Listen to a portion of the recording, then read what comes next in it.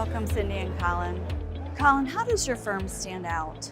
Health Dimensions Group is a unique organization for a few reasons. First of all, we are a management and a consulting company, so this does provide firsthand direct knowledge in working with operations, as well as consulting with senior living and services clients in all 50 states.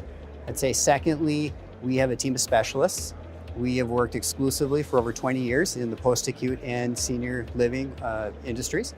And third, we're a values-driven organization. This really helps drive how we approach our projects and really partner with our clients to provide the information that they need to be most successful. Our values of integrity and honesty will help really determine what the information they need to hear is. It's not always what they want to hear, but we continually get feedback that our honesty is something that they have come to appreciate and expect of us. Colin, do you think senior living is in a growth mode? The senior population is increasing nationally in both the short and long term, which will result in an increased need for senior services and senior living. However, every market is different and should be individually analyzed to determine, is there a need, and if so, what is that need? The brand new shiny penny typically does win market share. However, we always ask, what happens when you're no longer the brand new shiny penny? We don't just approach it as a market feasibility study, but for your long-term success, we also look at it as a sustainability study. Cindy, do you think this field will be different in 5 years?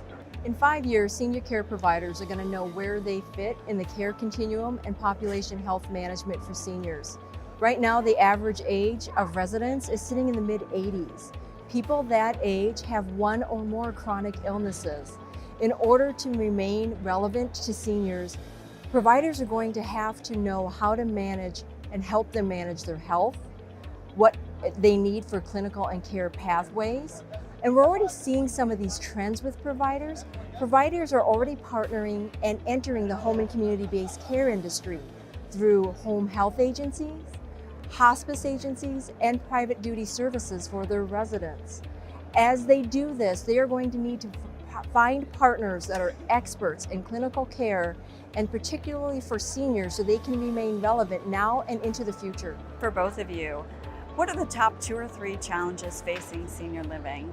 One of the challenges that's going to continue is occupancy. Nick has said that occupancy in Q1 2019 remained stagnant at about 88%. A lot of that is due to new construction and the continued saturation of major MSA markets. This is not going to stop. Because of this, providers are building right now, preparing for the baby boomers. They're waiting for that silver tsunami. But what do providers do in the interim to keep that occupancy level going? And they're going to have to be very innovative in how they differentiate themselves from their competitors in order to remain relevant. The workforce population is a big topic today.